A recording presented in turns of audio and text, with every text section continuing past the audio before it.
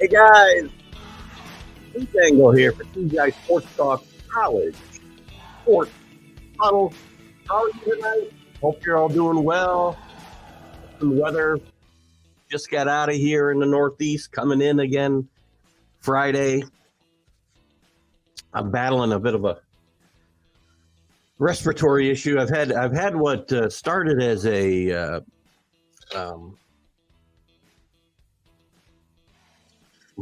sinus infection. It kind of turned into an ear infection, which now has turned into an upper respiratory thing. So at 4 o'clock today, I was not going to do the show, but we're going to tough it out, go as long as we can.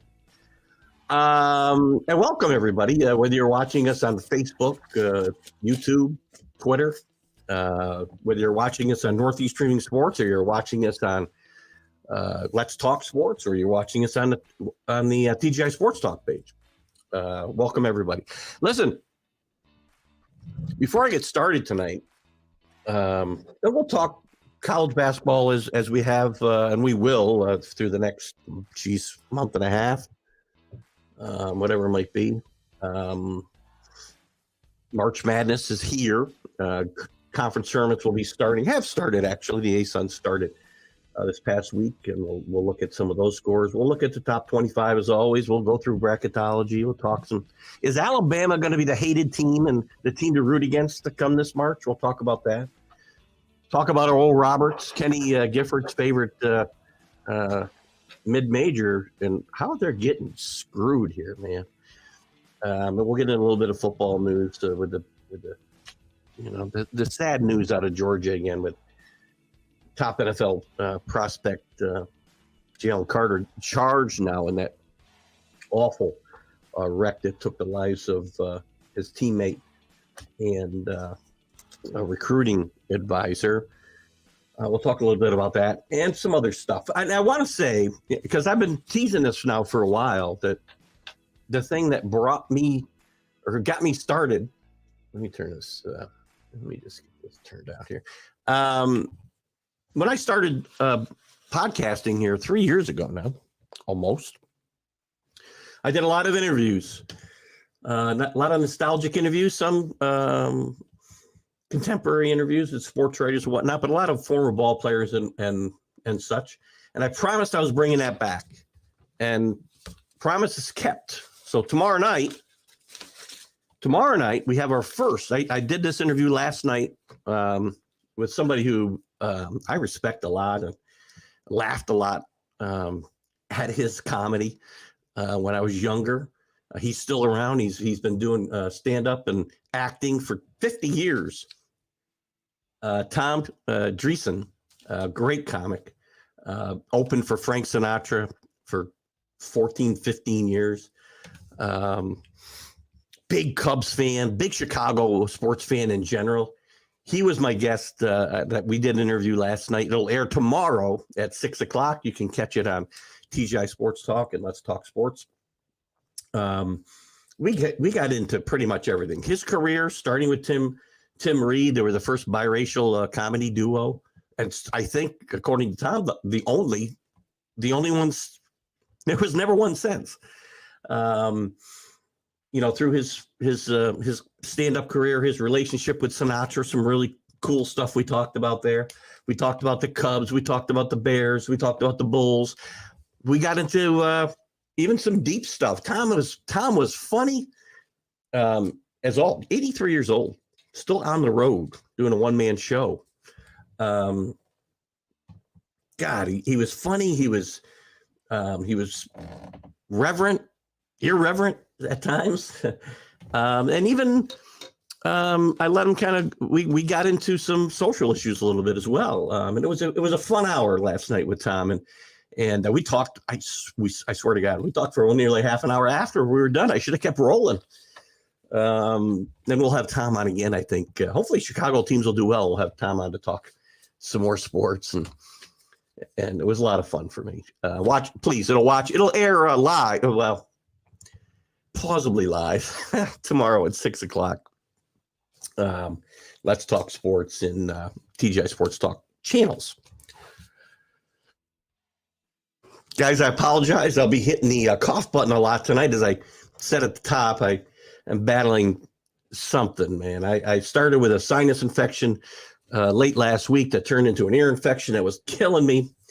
Now the ear infection is clearing up, and I've got a bad upper respiratory thing. At 4 o'clock today, I was not doing the show. So I'm toughing it out for you guys. Carlos, who knows? I may not even do the show Friday if things don't get better. Antoine, David's shooting for Pistol Pete's record.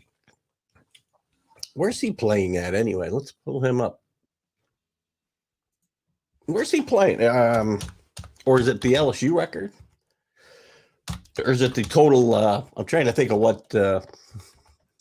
Sorry, you caught me off guard here. Davis. Just check him out. All I get is a football player. What the hell? Oh, Antoine. I'll check him out here. Let's see what he's doing, Carlos. Help me out. There he is, American basketball player. Oh, what's he doing? He's nearing Pete Maravich's career scoring record. He plays for Detroit, Dick Vitale's old college team. Good for him. Listen, this record stood for a long time because Pete Maravich graduated LSU with a 70 or 71. So this is a big story. And Detroit Mercy, Detroit used to be Detroit when Dick Vitale was there. Had a really good team in the 70s, Dick Vitale did, before he went to the Pistons and turned it into a somewhat lucrative career, if you will, at ESPN. So let's see if he can get it. What does he got to get here? He needs just 26 points to break Pete Maravich's record. What is the record? I think it's a ton. Pete Maravich averaged like 40-some points a game in college, if I remember right. I don't see it here, but Maravich has held the all-time record with 3,667 points since 1970. And that was before the three-point line, don't forget. That's the amazing thing about Pete Maravich's record. No three-point line. Good catch, Carlos. I like that one. That was a very good catch. Yeah, Pete did it in 2 years with no three-point line. It's great. Pete was a great player. You know, there's some great ESPN, I think. I don't know where. You can go to YouTube and you can Google Pete Maravich and look at his life. Died way too young. I want to say he was 40 years old. How old was Pete Maravich when he passed? He had a heart attack playing basketball, so he went the way he wanted, I guess. But Pete Maravich taken way too soon. He was a talented player, kind of a misunderstood player in a lot of ways in the NBA. But I want to see. Led a tragic life. Played for his dad at LSU. His dad, Press, also coached at North Carolina State. His mom committed suicide. And tough life for Pistol Pete. 40 years old when he died of a heart attack. Sad. He was an awesome player. A little before your time, Carlos. So I'm glad that you're keeping up with us old guys. Because Pete would be, how old would Pete be now? 13 years older than me, 76 years old. Hard to believe he's been gone since 1988. That's shocking to me. Shocking. But anyway, I digress. His dad was really tough on him. Well, you know, he turned him into a tough player. And it was hard for Pete when he got to the NBA because he was kind of ostracized in Atlanta. By a lot of the veterans that were there because he was a big, money rookie and he was there with his floppy socks. But in any event, we'll dive into some other news here tonight too. And again, I'm going to go as long as I can, guys. I hope to go the whole show. If I have a coughing fit, we might take a quick break or stop early. So we'll see how it goes. 4 o'clock, I would not have done the show. But we're staying hydrated. I just had some tea and honey, and I got my cough drops and my water, and we'll see how we do. Listen, I'm going to jump in the top 25, but I got to tell you something. Once again, and again, Kenny Gifford brought this up, and I wish I'd been on it sooner, and I've taken up their cause for Kenny and for them. Oral Roberts it's got to be the most disrespected Division I basketball school in the world right now. In the world, in the country right now. They still can't get in the top 25. They got 40 votes, 100 short of being in the top 25. All they are, listen to this. And I understand they play in the Summit League. 18-0, 18-0 in the league, 27-4. Let me tell you who their losses are to. They don't have a bad loss all year. Every team in the country's got a bad loss. Here's who they lost to. St. Mary's, ranked 17th on the road. Number 1, Houston, on the road. Utah State, who's had a really good year in the Mountain West, not ranked, but could be a contender in their tournament to surprise some people, on the road. And I can't read my last, New Mexico, who's had a bit of an up and down year, but also the strong Mountain West. Mountain West doesn't get credit, man. It's like it's the baby major or the major major mid-level, whatever you want to classify them. They're kind of in between. It's a really good basketball league. Anyway, Oral Roberts lost all their games to very good opponents, in some cases great opponents, all on the road. And they can't get any love at all. Try not to get worked up tonight because I will go into a coughing fit. So, Oral Roberts, get somebody at the end at the AP. Let's see, and the coaches, by the way, are no better. Coaches poll has them where even worse. Even worse. 1, 2, 3, 4, 5, 6, 7. They're like 32nd. At least they're 28 in the AP. His team will get into the NCAA tournament. His team will do some damage. And I'll tell you what, these Big 12 teams and ACC teams and Big 10 teams are mediocre at 5 and 12 in the league and whatever. I'm talking to you to West Virginias and that ilk.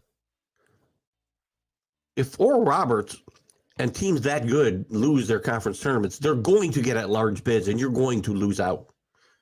The Mountain West, if San Diego State or Boise State doesn't win, and you say Utah State wins, they're going to get 3 bids, and another one good, and I'm saying good, another 1, 2, 3, whatever of these teams in the power conferences that don't belong won't get in. They'll lose a bid.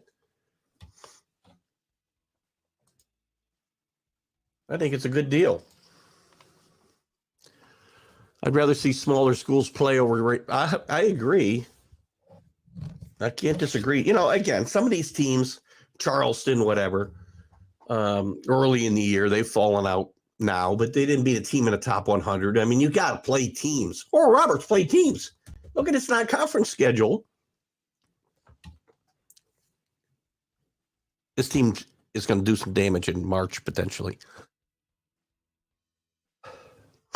Anyway, Carlos, you're the only one here tonight, or what? Probably going to watch the NIT.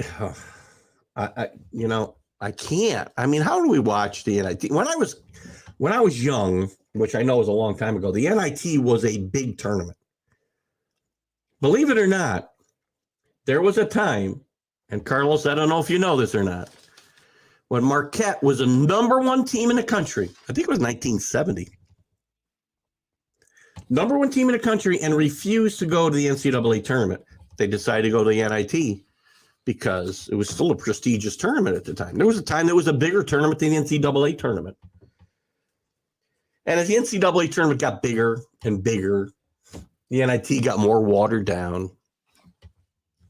There was a time it was winning the NIT was not something to be sneezed at. It was a good basketball tournament. Now it's just kind of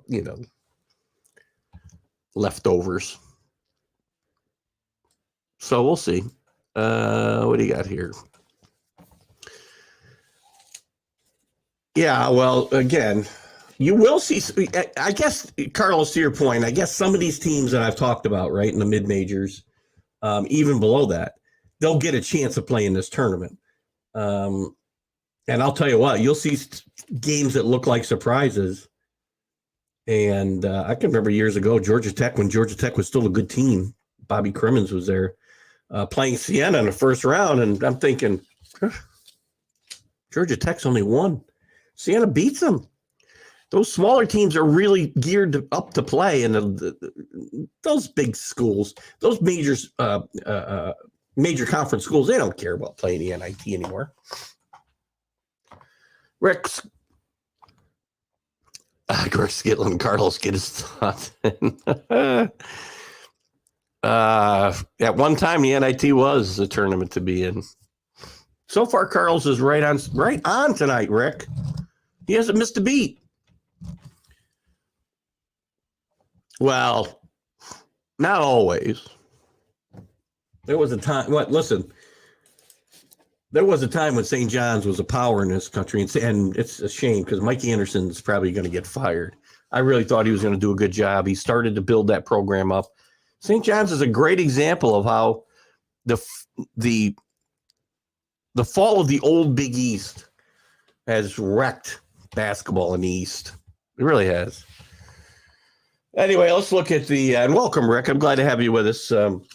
Again, I apologize for the voice. I apologize for the cough button, but we're going to do as good a job tonight as we can. Doing it for you guys. Don't forget, tomorrow, 6 o'clock. And again, you can watch it anytime after that. But it'll debut my interview with Tom Dreesen, who you'll like. Tom's a funny guy, man. And I'll tell you what, smart guy. Some of you might upset with some of the social issues we chatted about, but some of you, he's preaching to you. So anyway, what do you got here, Carlos? St. John's, Boston College. Well, Boston College isn't a Catholic school, but I get your point. Even a blind squirrel finds an acorn for ten. Oh, Carlos, you get it so bad. You're right. Carlos, again, you're right. I don't know the name of that one. But the Boston College, I won't call it a cheating scandal. They were shaving points. And actually, one of the major characters from Goodfellas, Henry Hill, played by Ray Liotta. Henry Hill organized this point shaving scandal. Rick Kuhn was involved. I don't remember the other guys' names. ESPN has got a tremendous 30 for 30. I think it's ESPN and the 30 for 30 documentary, as Carlos is saying, about the Boston College cheating scandal back in the 70s. It's a must watch. If you haven't watched it, it's a must watch. I highly recommend it. As I do pretty much everything ESPN does documentary wise. Their reporting on sports leaves a lot to be desired. So I started talking about the top 25. Have I got there yet?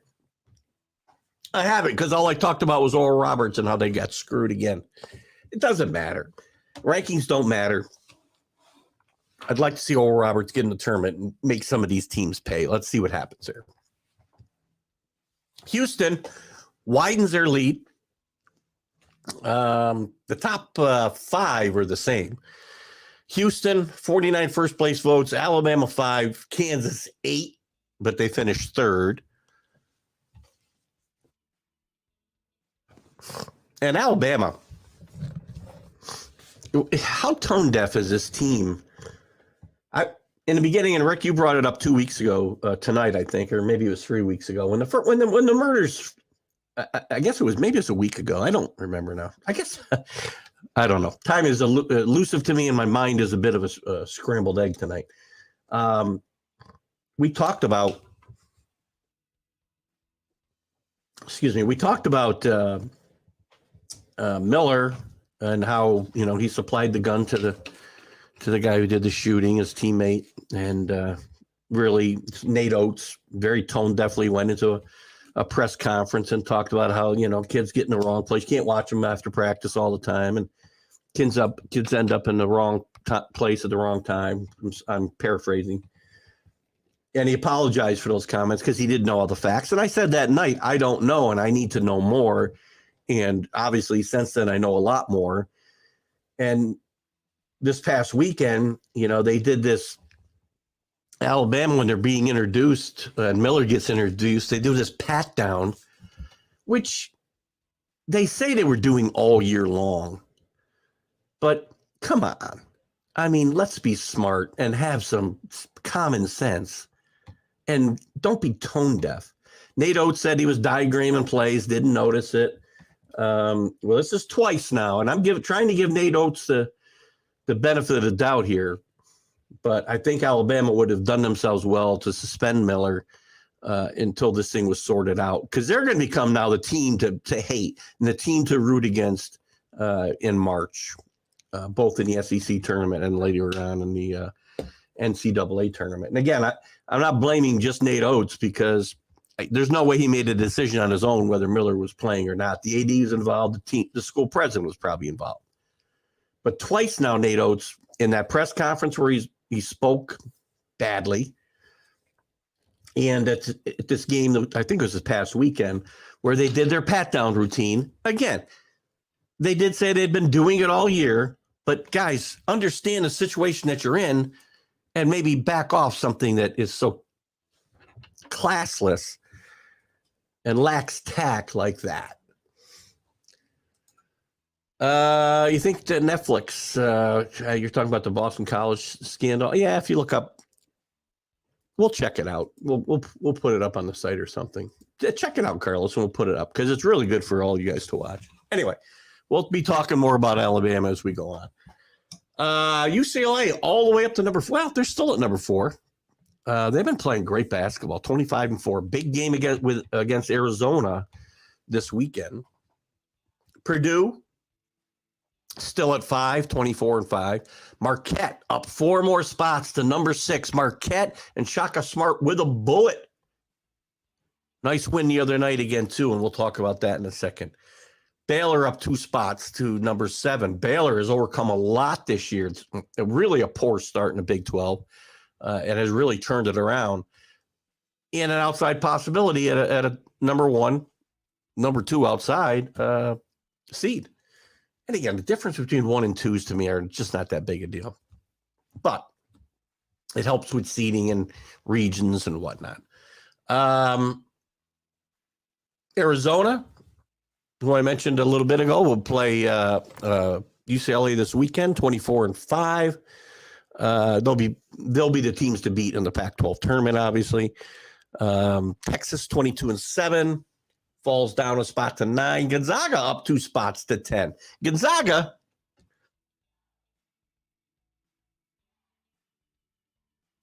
sorry guys. Gonzaga, who I've tried to kill them all year. They're having a down year. They're 26 or 25-5. Beat St. Mary's last weekend. I thought they'd lose. I think I said I thought they'd lose their conference finale, and I thought they'd lose to St. Mary's in the tournament. We'll see. But they won't go away. Great job. Mark Few is a great coach.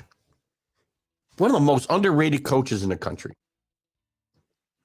Unbelievable. Excuse me.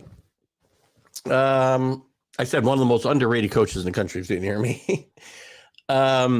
Kansas State is at number 11. They move up 3 spots. Tennessee's down. Tennessee, I don't know. A few weeks ago, I thought Tennessee might be Rick Barnes' best team ever. But they've really slumped in the last month. And I'm not holding on a lot of hope for them come March. Virginia dropped 7 spots. The best team in the ACC. UConn up 4, starting to play their best basketball of the year. We'll see your comments. We'll get to them in a second. Indiana getting pasted by Iowa the other night. Not a good loss for them. Fred McCaffrey's got Iowa playing really, really well. Miami's down 3. They had a bad loss last weekend, as I talked about, after holding a big lead to a bad Florida State team. So not a good loss there. St. Mary's falls a couple after that loss to Gonzaga. San Diego State moves up 4, but they're going to drop backwards as Boise State beat them the other night. And we'll take a look at some of those games from earlier in the week that affect this poll. Xavier, 21-8, is down 3 spots. Providence is flat at 20. Maryland up 5 and into the top 25 out of the Big Ten. TCU starting to rebound, starting to get healthy. We'll see whether they can make some noise in the Big 12 tournament. They're at 22, up a couple spots. Kentucky left for dead early this year, and John Calipari's got them playing good basketball. Texas A&M's been scrappy all year. Pittsburgh, Jeff Capel's probably saved his job. They're at 25. And again, the teams that fell out, Creighton, Northwestern, Iowa State, and Oral Roberts still cannot pop in. I don't understand. I just don't understand. To Kenny's point, it's always about the dollars. If they were a losing team, he would be gone, and maybe their unaware coach. Oh, we're talking about Miller and their own. Yeah, you know what? Again, I feel bad. I don't know if I feel bad. I really like Nate Oates, and I backed him at the beginning of this. And it's getting harder to do, especially after now he's got 2 tone-deaf situations for him in a week's time. And he just signed a long-term extension, and I don't know. I just got a bad feeling this isn't going to turn out well for Alabama or this team. And you're right. I think the fact that, at the time they were the number 1 team in the country, they're still number 2. That certainly plays into it, Rick. I mean, if this was a team that was, 5-20, I'm sure they would have suspended him. So not a good look for Alabama, and not a good look for Miller, who's a big NBA prospect, by the way. Not a good week, couple of weeks for big prospects in both college and football with teams from the SEC, unfortunately. Who's there, Louis? Louis Stellato here tonight? Louis catches me on a bad night when I'm sicker than a dog. Where is he? How come I can't see him, Rick? I must be on YouTube. You can comment, Louis, if you've signed in correctly. If that's who we're talking about, Rick, give him a little noogie or something, would you? Playing for the Mob, actually, very good. I thought it was ESPN. Arizona State was another point shaving scandal. I think that was I want to say that was in the 80s, maybe the 90s. It's another good one to watch. But the ESPN one is a classic, Playing for the Mob. Classic. Good job, Carlos. Thank you. I was playing some great basketball, as I said earlier. And Fran McCafferty, this team was really another team that was playing badly early in the season, was losing players with injuries. Frank McCaffrey's own son had left the team for personal reasons, mental exhaustion, and other, again, personal type reasons.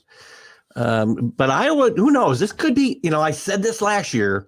I fell into this trap because I think Frank McCaffrey's a great coach, and I'm probably biased by his time up here at Siena, where he made a couple of NCAA appearances, and they did very well when they got there. But I was consistently disappointed in the postseason. So hopefully he can get this team maybe to perform when it matters most for a change. We'll see how that goes. Iowa last year did not push it at the tourney. No, he didn't. They didn't. I think they went out in the first round. Again, with the Murray twins, they had one of the best teams in the country last year, I think. Built for the tournament, that team was. And they go out meekly. I want to say they went out in the first round. Hey, Dan Harris, how are you, Dan? Good to have you with us. And I want to thank Dan. By the way, I talked about, I'll mention it again. Tomorrow's interview will air on Let's Talk Sports and TGI Sports Talk with Tom Dreesen, tremendous stand-up comic, still out there at 83 years old. This guy is so sharp, so funny, so smart. I had such a fun time with him for an hour last night. We're going to do some more with him, hopefully. But he's just the first that Dan helped me get. Gave him a list of guys that I've been chasing, and I've got dozens more for him to go after. We'll have Jim Kern coming up here in a week or so. We've got Jim Sundberg on the horizon. We've got your man, Chuck Foreman. You'll probably see the interview in April. Rick, I believe I'm set up to do his interview. Former great Minnesota Viking running back, by the way, the 30th of this month. So you'll see it in April. Who else we got? Kermit Washington. Speaking of basketball, great player at American in college. And with several teams in the pros. Somebody else I'm leaving out, but I can't find my list right now. I had it out earlier. It's not fun to be sick, man, when you get old. Is it, Rick? Louie? My wife says I'm the biggest baby, and I don't doubt. Actually, she's right. But as I've gotten older, I get whinier when I get sick. I don't know what the deal is. All right, we got a half an hour down. Hang on. You guys got to forgive me when I have to hit the cough button, even take myself out of the room real quick. Hang on. Don't go anywhere. We'll be right back.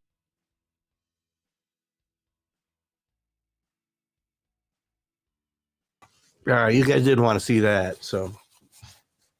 All right, where are we going to go now? Oh, let's jump around the cat. Let's look at some.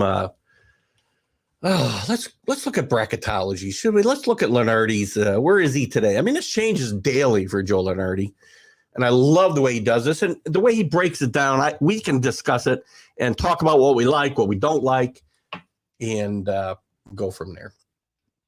So again, thanks, Dan, for putting this all together. Great to have you. Matt Robinson, another Georgia Bulldog. You're welcome, Rick. 2 Georgia Bulldogs coming up for you this weekend. Or not this weekend, this month.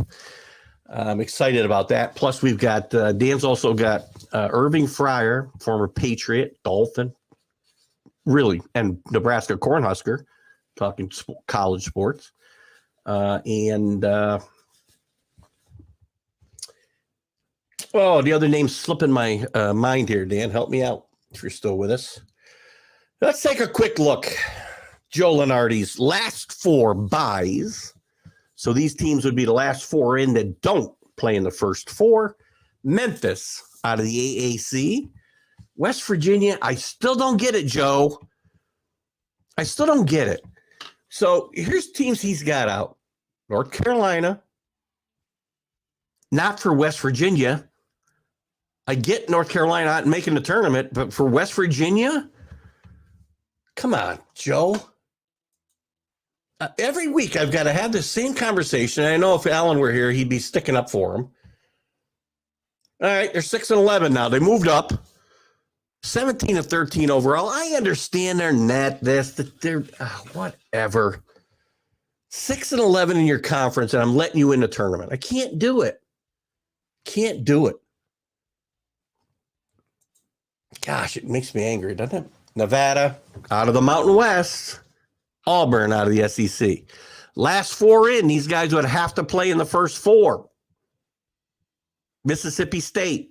Boise State. Boise State is going to the dance. Win or lose in the Mountain West, they're going to the dance. They beat their first, the first top 25 team they've beaten in since 2015. The other night when they beat San Diego State, San Diego State, a really good team, handily. Wisconsin, I'm not sold on. Arizona State, I think should be in. I saw something with Doug Gottlieb and the guy he does a show with on Stadium, the Stadium channel. I don't know if you guys see that. I watch it. It's on the digital antenna. But they said pick one team from West Virginia, Wisconsin, and Arizona State to make the tournament. The other 2 are out. Arizona State's got to be the pick. Nice win against Arizona the other night on the road. So great job. Anyway, first four out. North Carolina. I can't. I don't know that I can put Wisconsin or Nevada in there and leave North Carolina out. And I really don't have a problem with Carolina being in, or I'm sorry, out. It's just some of the teams you're putting in. I'd like to, some of these other really good mid-major teams should get in. Oklahoma State, Clemson. Clemson had a great start in the ACC, and they've fallen backwards badly. Michigan, not a good year. Going to get tough there for Howard. This is a couple of years in a row. This team has underperformed badly. The next four out, Utah State, they could make a run. They could win the Mountain West. And again, if they win the Mountain West, Boise and San Diego State still getting in, guys. Excuse me, Charleston. Charleston. They're not going to get an at-large bid. They're one bid. That's a one-bid conference. We'll go through the conferences quickly here in a little bit. Penn State. I think they've got a big game tonight. And Texas Tech. His first four seeds, I think, are the same: Alabama, Houston, Kansas, and Purdue. He has not changed his pick since last week. Let's just look at the Albany contingent again, as we've done a couple of times, because locally here, I'm still thinking about going. Tickets aren't as cheap as I would like, and I need a shotgun partner. So I'm thinking about going to I think they're Thursday, Sunday games. Kentucky and Wisconsin or Arizona. That's an interesting pick there. Marquette now he's got playing in Albany, a 3 seed. I think Marquette's going to be a 2 seed against Colgate. Where's the rest of this? I hate the way these brackets are now. The pod system makes it hard to find where all the damn games are. Here we go. Miami and Iona. UConn and Yale. Again, UConn's been in. He's had UConn in Albany the whole entire time. That'll be a big Andre Jackson contingent there for sure. Tommy Kramer's the other guy. Yes, thank you. Look at you, Rick. How good am I for you? I got you a Georgia Bulldog in Matt Robinson. We got Chuck Foreman, and we got Tommy Kramer. Hopefully coming up. Those will be in April. Don't start scheduling interviews like every night a week. Dan's getting too good at his job.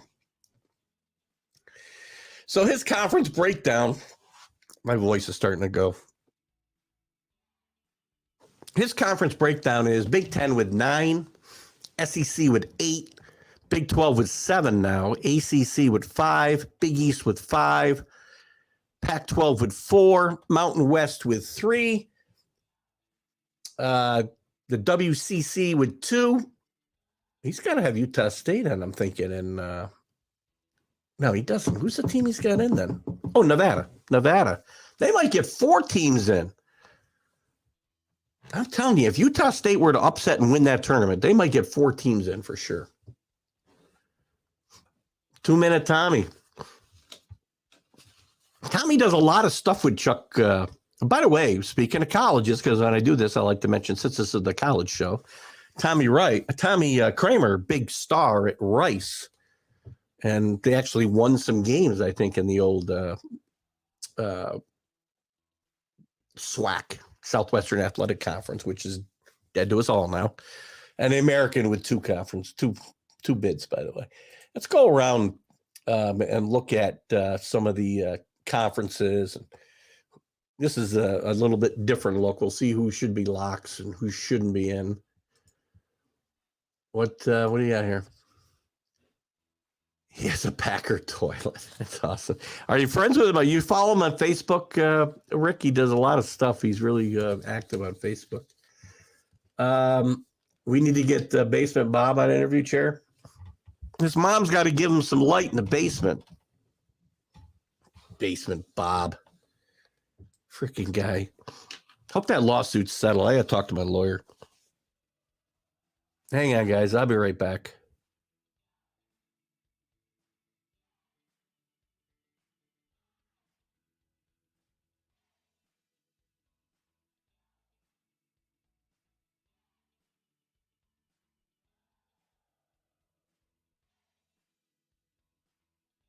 Well, wow. You know, I'm going out with Robert Butler after this show, and I don't know that if I can make it the full 30 minutes without a cough. Well, I still got a cough button, but I don't have a, take myself out of the picture while I blow my nose.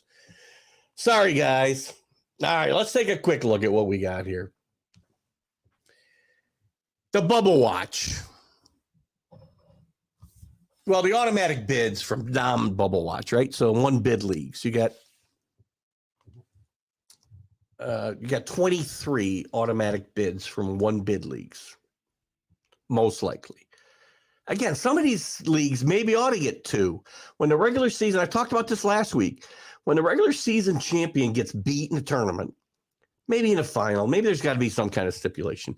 Maybe they shouldn't lose that entire great regular season because they've had 4 bad days or 3 bad days in a tournament.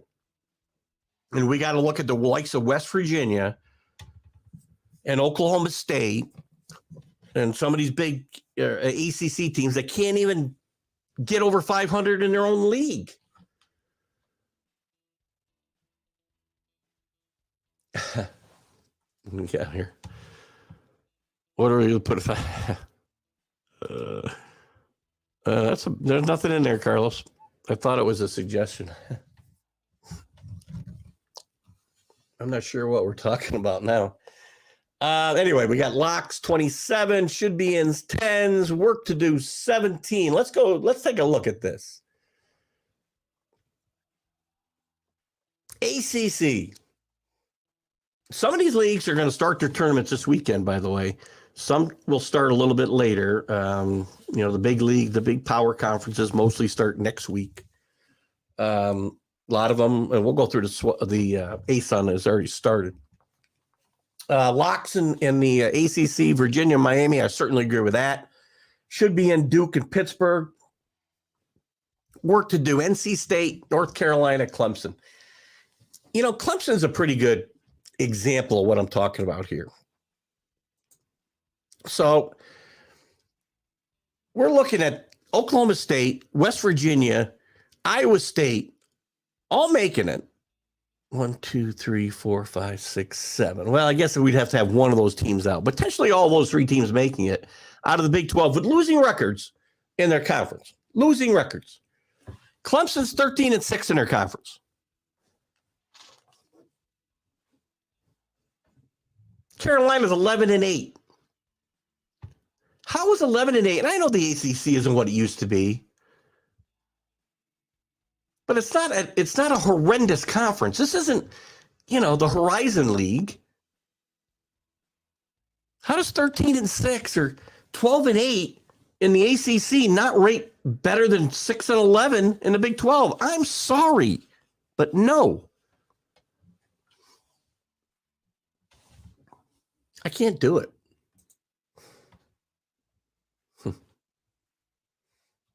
What else we got? Let's move on to the next conference we got here. The Big East. Locks, Connecticut, definitely. Connecticut playing some of its best basketball of the year.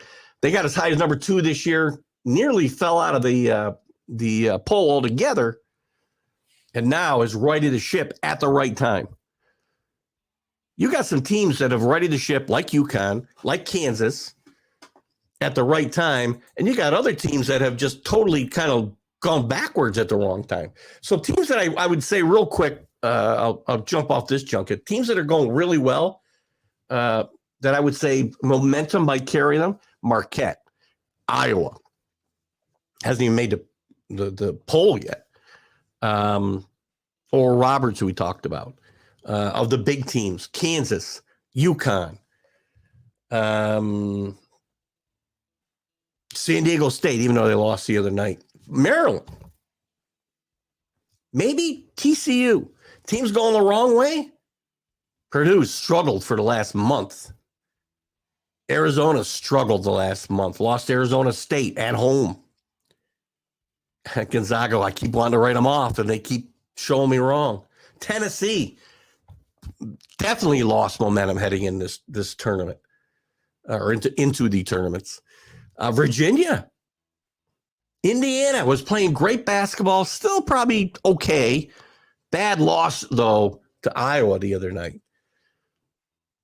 Xavier's kind of stumbled recently. Creighton was playing great basketball. Now they got to make sure they can get in. So those are a couple of examples of what I'm talking about. Anyway, Connecticut, Creighton, again, momentum. This is a first round loss in the tournament waiting to happen. Marquette with a bullet. Xavier, another first round potential casualty. And Providence, who's been very up in the Providence was up in the top 5 early this year, and they fell backwards as well most recently. And that's probably going to be it for the Big East. Is that right?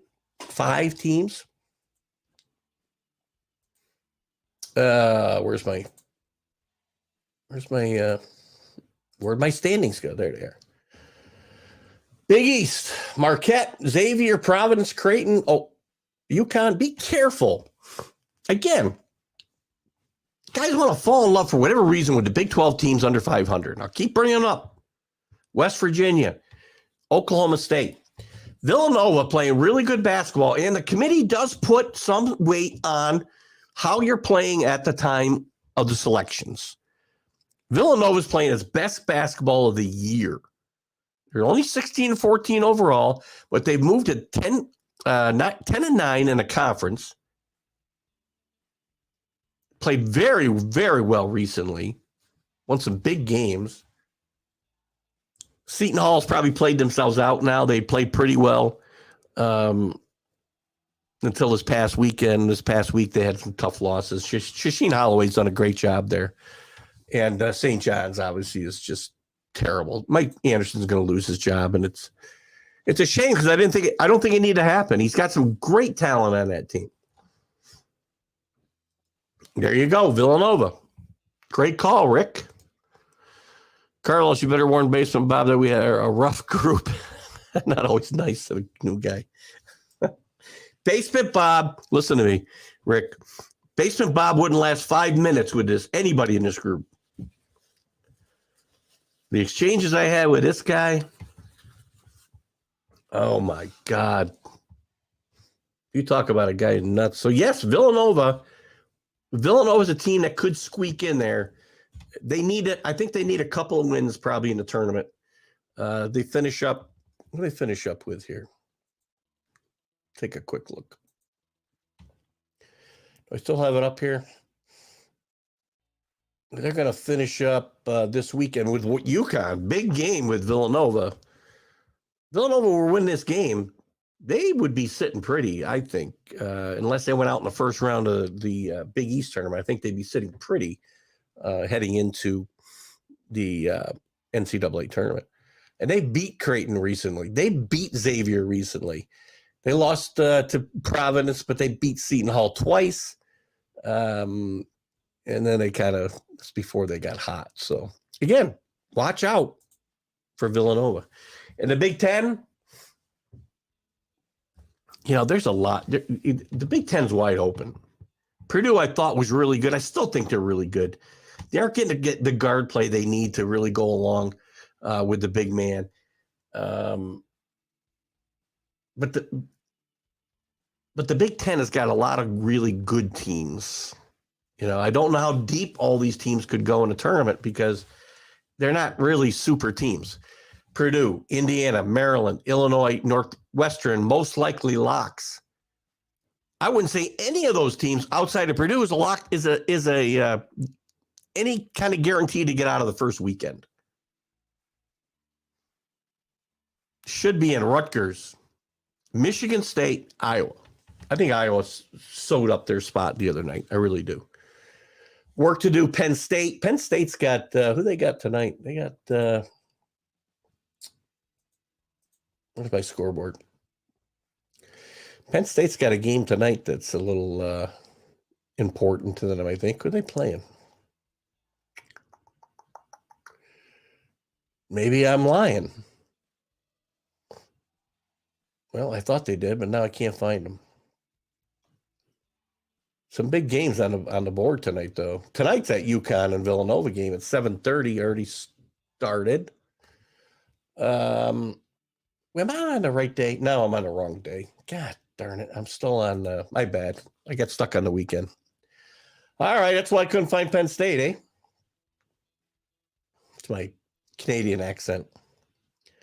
Well, I still can't find Penn State. Whatever. Xavier and Providence are playing a big game, 55-53. Auburn's beating Alabama right now, 35-25. As they near the half. UConn is destroying DePaul, 51-19. Ohio State, not in the tournament, potentially looking to upset Maryland. They're at 35-29 as they're getting ready to head to the half. Vanderbilt leading Kentucky. Notre Dame, but a lot of also rans beating teams that need to win.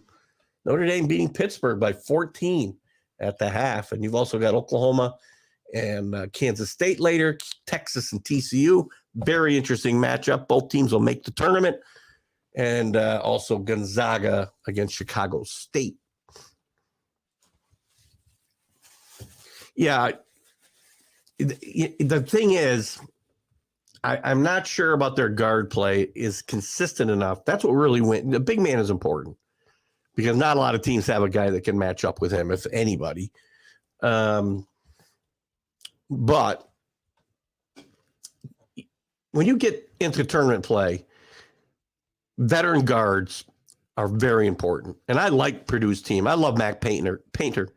And I'd love to see him finally make a Final Four. And this team could make a run. Their momentum right now is not good. But they got a great coach. They got a big man. And if the guard play is consistent, they'll have a shot. All right. Where was I? Before I rudely interrupted myself. So I want to take a look. Yeah, so we talked about that. Let me take a look at the Big Ten here. Oh, God, don't get sick, guys. It's not fun. It stinks. Oh, hopefully I was going to go to bed at 6 o'clock and blow you guys off, and I'm glad I didn't because I love doing this show. I do it for you guys, and I do it for me. The Big Ten. All right, let me see what I can argue that should be in or shouldn't. Again, Wisconsin, 8-10. Lenardi's got them in the tournament. Last four in, playing in the first four. I'm not taking them over North Carolina. I'm not taking them over Villanova. I don't get it. Rutgers, okay. 10-8, 18-11. And again, a very deep Big Ten, if not an overwhelming Big Ten. Yikes. Anyway. Penn State, they're going to finish under 500. They should not have a shot. But still, a lot of people keep them alive. Big 12. This is where my head always explodes. Every week I get here, my head explodes. Yes, every time I get yes. No, I don't. I think it's the airplanes, to be quite honest with you. I do not believe it's the cruise ships. It's the airplanes, man. I had a guy sitting behind me. The same thing happened in October. Guy sitting behind me, or woman, I don't know who it was, just coughing and hacking and sneezing all over the place.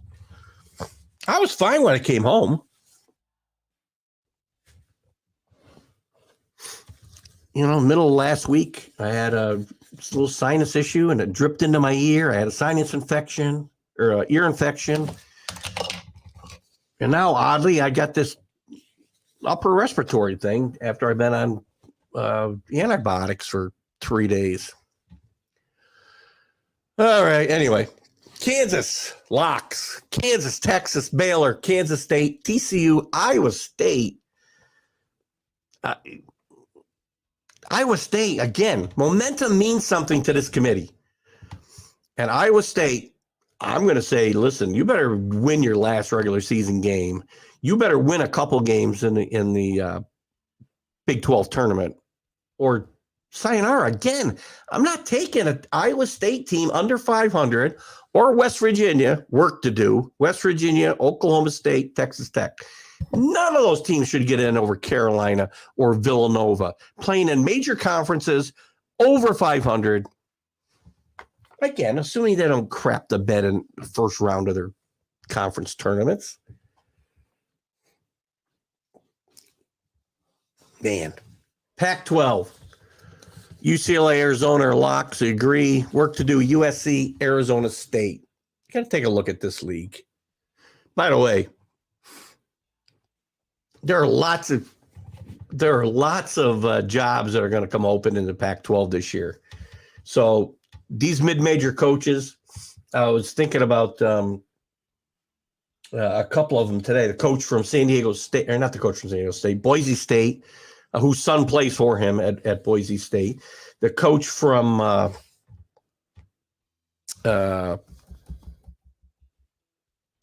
the other school I was thinking of today? Damn it. Anyway, there's a lot of hot. The coach at Oral Roberts. There's going to be a lot of jobs come open here in the Pac-12. Let me just look at this. We'll talk about the jobs in a second. UCLA, Arizona, definitely. Look at, so work to do. USC. Now, I understand the Pac-12 doesn't have as many good teams as the Big 12. Okay. But you do have Washington State, Utah, Oregon, Arizona State, all with winning records in the conference, all with as good a record on non-conference as the teams we've talked about. USC's got work to do at 13-5, 21-8. But West Virginia is in a tournament, according to Lunardi. I don't know what these guys look at. I really don't.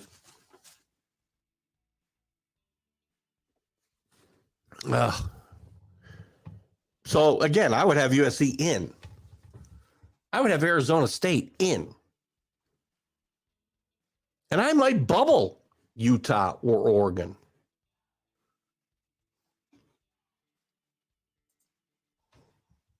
What do I know? I don't know anything. SEC. Locks. Tennessee. What a candidate. Not getting out of the first weekend. I'm telling you right now. Tennessee. I was high on them a few weeks ago. I've watched them play twice since then. Horrible basketball.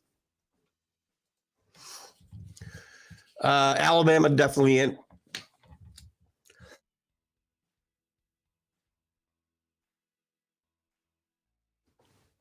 I'm running out of gas, guys. Kentucky, yeah, they're definitely in. Texas A&M definitely in. Arkansas, Missouri should be in. Arkansas had a bad loss the other night to who did they lose to the other night? They got waxed.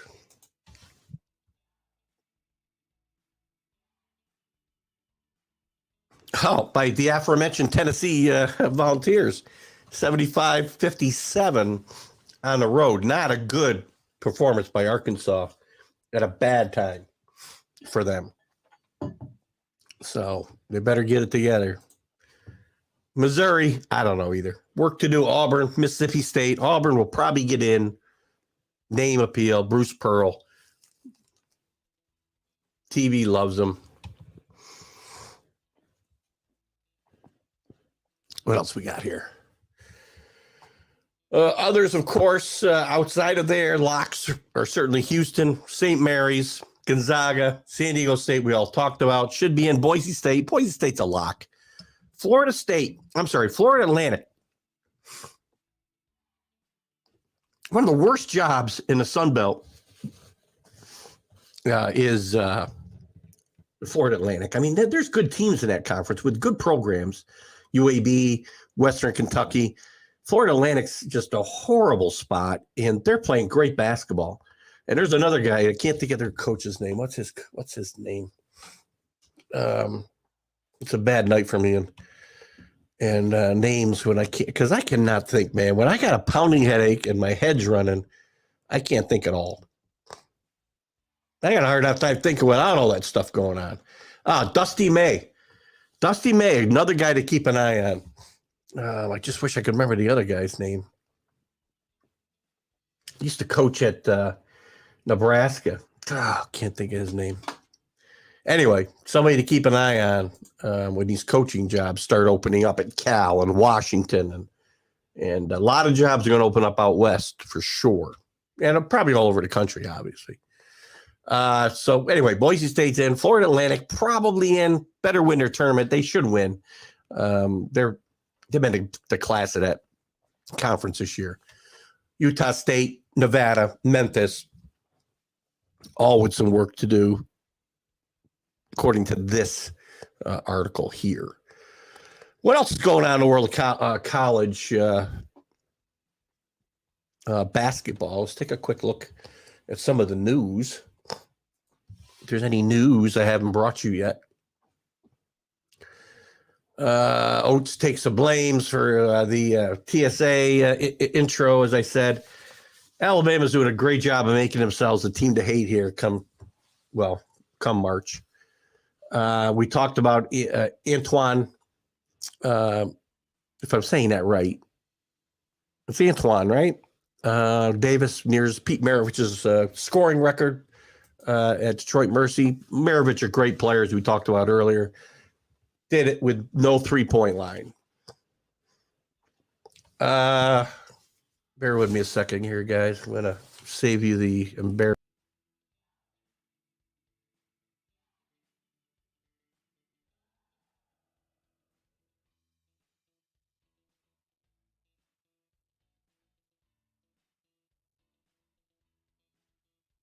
He comes, he goes. He comes, he goes. Very interesting story here about incoming NCAA president Charlie Baker. He thinks since college sports is about to change dramatically during his tenure, he expects the process will be more of a evolution of rules than a revolution. When he talks about an evolution of rules, he's talking specifically about the NIL and all the things that ail college sports today. Basically players being free agents, and he expects a lot of upheaval, if you will, as they try to evolve these rules into something that makes sense. Sorry, Carlos, I missed your cut here. Memphis and who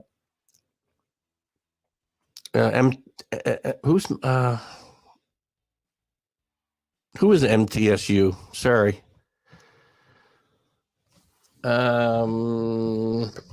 Memphis is playing well. Penny Hardaway's, I think he's done a pretty good job at Memphis since he's been there. He came in there with a lot of fanfare and they had some struggles last year, but I think they played pretty well this year, and I think they'll make the tournament. I really do. MTSU, again, Middle Tennessee. Okay, I got you. I figured it out. What do you got here, Carlos? I'm going to do a podcast about the NIL. You should. Every week, talk about the NIL. Because, Carlos, you're not going to get me going today because I'll go into some kind of coughing attack. I'm not going to let you do that to me. But you know the NIL. I mean, again, you can talk up the NIL and the benefits of it all you want. Bad for college basketball. That's all there is. Bad for college basketball. Let's see. We got any other? I do want to talk about a little bit of college football news, and not to upset Rick. Unfortunately, it'll. John Shire finishes the season undefeated at home as Duke's coach. He's the first head coach in the ACC to go undefeated at home in his first season. So it's been a bit of an up and down season. I think, all in all, replacing a legend in Coach K, John Shire's done a pretty good job. He's going to make the NCAA tournament. And once you get there, anything can happen. So all in all, in a tough spot. I think Jon Scheyer's done a pretty good job, and I think you'll see him probably continue to improve on that as the years go by. I think they've done a good job in picking Jon Scheyer. We'll see how that goes. What do you got here, Rick? We'll talk some about Pistol. I love talking about Pistol Pete. He was one of the great. You know what? When he got to the Jazz. Oh well, obviously in college, he shot the ball a lot, scored a lot of points.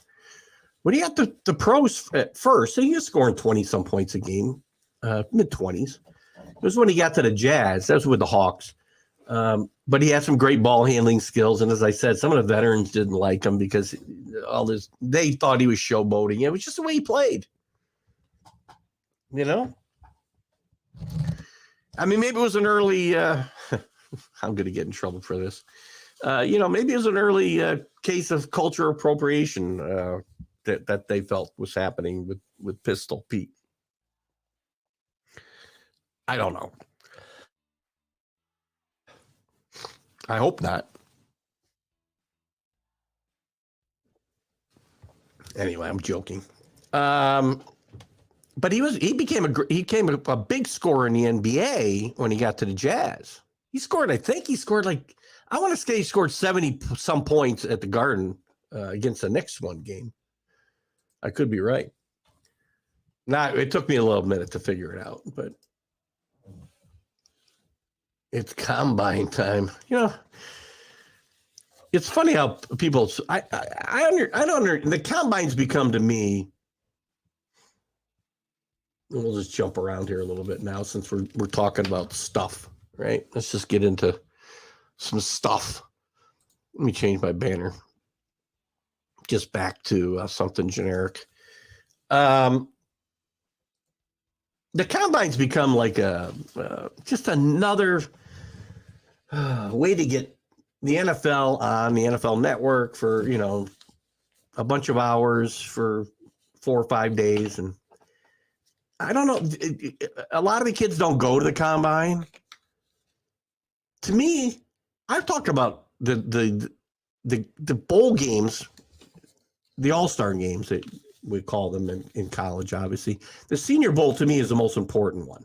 I like the kids who show up to the Senior Bowl with the pro staffs working, show them what they can do. Not they don't all get invited, but people don't often turn down invites to the Senior Bowl.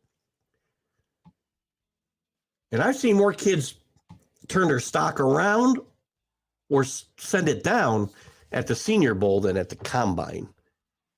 Again, no worse performer in the history of the Combine than one Tom Brady, and we saw how that worked out. So anyway, yeah, of course, not throwing. Of course, they go there. Why go there? He's going to be drafted as a quarterback. If you're not going to the Combine to throw, then what are you going there for? I'm going to talk with Robert at 8:30. Hopefully I can survive as long as I can. I'm going to talk a little bit about that. And listen, I'm going to tell you again, I think the most pro-ready quarterback coming out of this draft is Will Levis out of Kentucky. Too late on Carter. The other shoe fell and he damages. Yeah, listen, we'll talk about that. It's a sad situation. It turns out that they were racing each other, Jalen Carter and Chandler LaCroix, I believe the recruiting admin was. She was going over 100 miles an hour when her car crashed. Both of them twice the legal limit. Very poor judgment, obviously, on both of them. And 2 people lost their lives in this. And Jalen Carter's going to be charged. Right now, I think he's been charged with, not sure exactly. I don't believe it's anything, nothing like criminally negligent homicide or anything. He wasn't driving the car, obviously, that killed these 2 people, young people, sadly. But again, just horrible judgment. And this kid was This kid had his whole life. These 3 kids had their whole lives in front of them. One of them about to have, potentially a magical life with the money that you can make in the NFL. But you got to remember, they're still kids. And these things happen. I'll be back.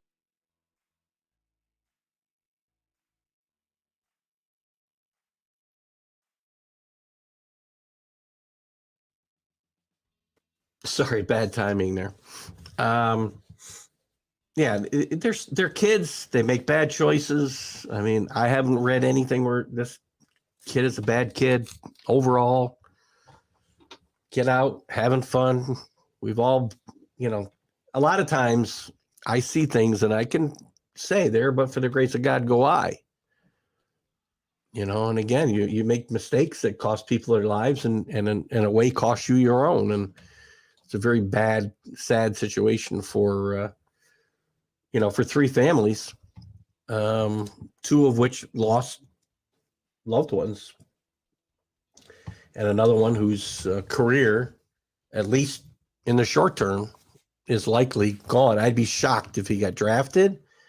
Now, again, I don't think he will never play in the NFL because the NFL, as we know, is a very forgiving league to those who have talent and can play. And I just don't think it'll happen right away. And it's too bad because, again, it's something that could have been avoided, but unfortunately it wasn't. What else is happening? I thought I saw something else and we can, if there's any other comments, we can talk about that. But it's, it kind of speaks for itself. I mean, who wants to, let's see what's going on in the ACC. We're looking to Jim Phillips, ACC commissioner, says that the FBS commissioners support rule changes to shorten games. Every league's got to do this, right? How about we don't have a gazillion replays, right, for targeting and play stoppages on every other down. Maybe we don't need rule changes. You've all heard me rail about baseball and rule changes to speed up games when you don't need them because there's rules on the books. How about you just play the game and stop replaying every other play? What are they talking about doing? Considering changes that include running the clock after a first down is awarded. Don't like it. I don't like it. College football had this rule, and it's specific to college football, and I like it. And I don't think you're going to be eliminating that without taking other things into consideration. Eliminating the option for teams to call consecutive timeouts. That's fine. Carry over any fouls for the next quarter instead of finishing with an untimed down. Are any of these things really going to speed up the play? Any of these things? I mean, it's not stopping the clock when there's a first down. Now it says, by the way, I'm sorry, except in the last 2 minutes of each half. Maybe that's good enough. But again, how about we just stop replaying every other play for things that it wasn't intended for? Gosh, I get so frustrated. Can you tell when I get frustrated or not? I hide it pretty well, I think, right? Mark Stoops at Kentucky says, speaking of Will Levis, that his replacement, Devin Leary, who transferred from North Carolina State and is a very good quarterback, is close to a full go for Kentucky right now. He's been rehabbing a pectoral injury. I'm big. Mark Stoops is a really good football coach. Kentucky had kind of a down year this year after getting off to a pretty good start, but they had no offensive line. Levis got beat up, and that was kind of what hurt them.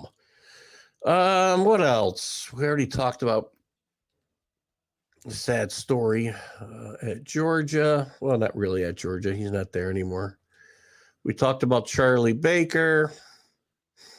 That's it. I got a couple things. Since we're talking odds and ends, what time we got? 8:14. So I'm going to talk a little bit of college baseball because I said I would do it. and we're going to talk some college baseball real quick. A couple of quick stories.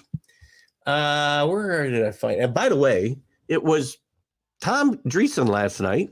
Remember, tomorrow night, Tom Dreesen, 6 o'clock, it debuts. My interview with Tom Dreesen, stand-up comic and actor for well over 50 years. He's 83 years old, and he is sharp as a tack and funny and reverent and smart, and he makes too much sense, let me tell you. Great stories about Sinatra and the Cubs, and lots of fun stuff. We were all over the place last night. We had a lot of fun. He turned me on to these two stories, believe it or not. And probably hearing me snuff my nose right and left. I apologize for that. Where are these stories? I have them here somewhere. Come on. Two great stories. Where the heck are they, though? That's work. Who cares about work? Well, I had two stories for baseball. Here we go. Hold on. There is a player at Northern Kentucky, Liam McFadden Ackman, didn't just hit for the cycle Sunday. He did it by starting his big day with 2 grand slams. So he hit for the cycle. Home run, triple, double, single. He started with 2 grand slams in the first inning. Then he doubled in the second inning, tripled, and lined out in the fourth. A lot of runs scored in this game, huh? And singled in the sixth to finish 5 for 6 with 10 RBIs. 2 grand slams in 1 inning. Only one other player has ever done it in all of baseball. Well, I don't know about Little League, college or pros. Anybody know who it is? You probably know by now. I'll tell you who it is. Fernando Tatis Sr. So that's an interesting story. Plus, let's go back. Rick's about to talk. Listen, actually, excellent point, Rick. I that's the most obvious one I could have talked about. I don't know how it slipped my mind. Thank you. Fixio, first of all, it's not even football anymore.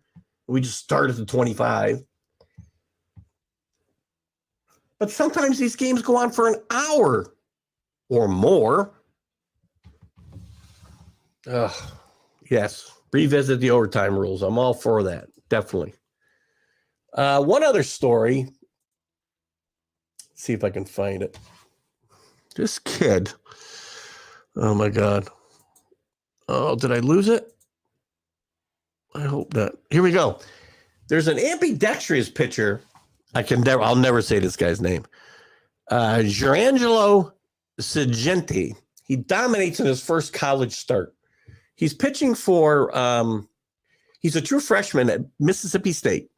He threw 4 scoreless innings. And this kid he tops out 90 on both sides, right and left-handed.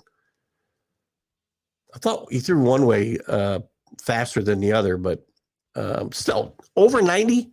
Here he is. He hits his fastball up to 96 and hits the low 90s from the right side. He pitches in the upper 80s and touches the low 90s from the left side. What a weapon this kid would be on the major league level. There's been a couple guys. Greg Harris, I remember years ago, pitched from both sides. And see, did they mention anybody in this article? They don't really. I remember Greg Harris did it. I think there's been a couple of guys that have done it, not with any real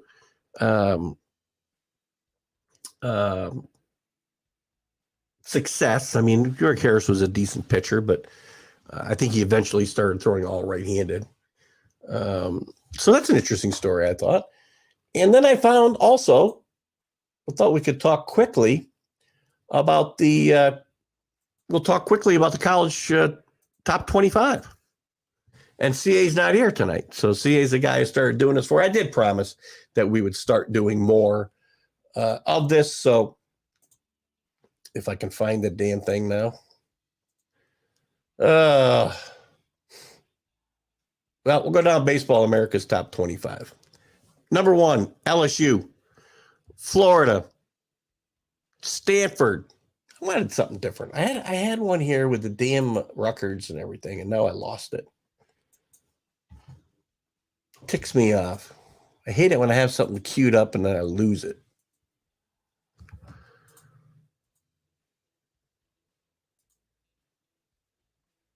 How's this? This is good TV, right? Oh, I got a rest in peace too for you. I guess I'm not going to find a damn thing.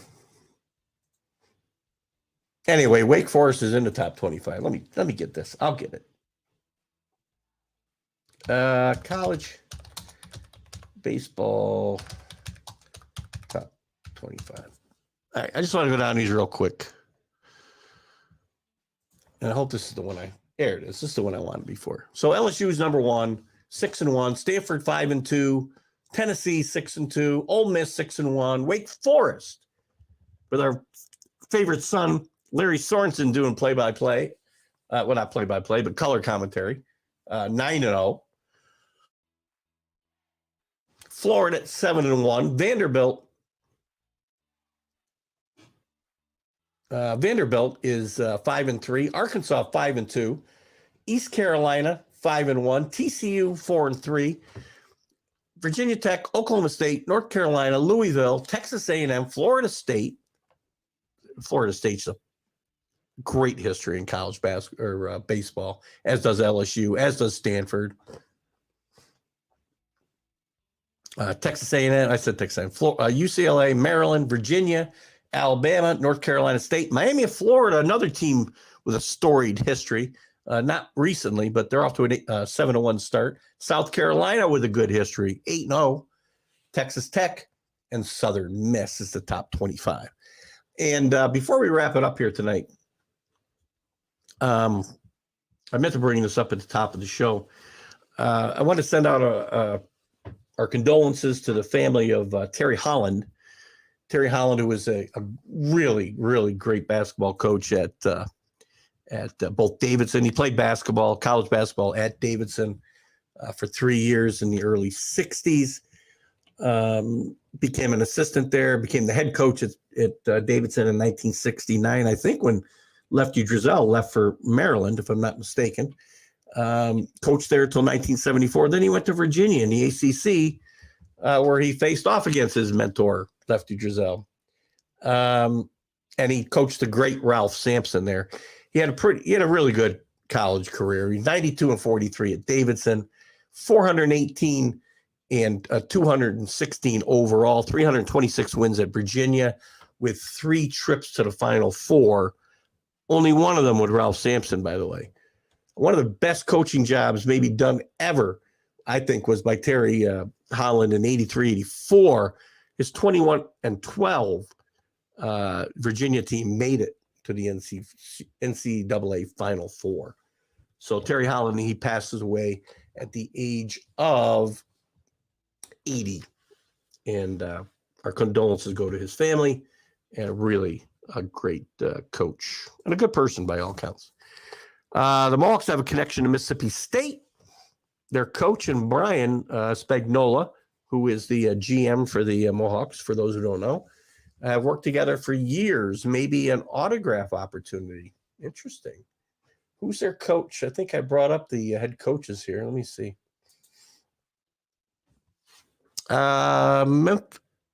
This isn't in alphabetical order. I hate it when that happens.